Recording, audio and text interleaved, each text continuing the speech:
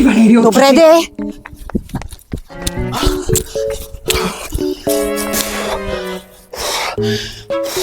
Тичай, Валерио, тичай. Тичам!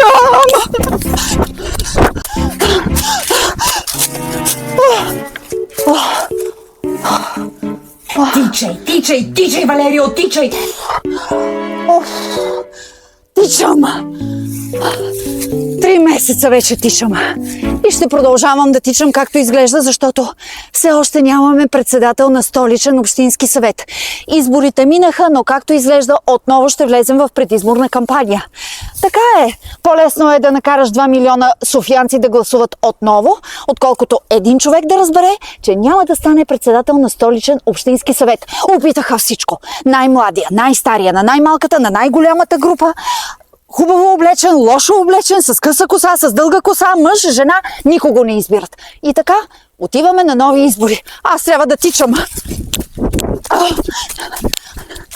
Добрата новина е, че ще измисляме нови клипчета. Ще бъдат все толкова забавни. Ще падам в шахти, ще цепя дърва и всичко, каквото се сещате и каквото не се сещате.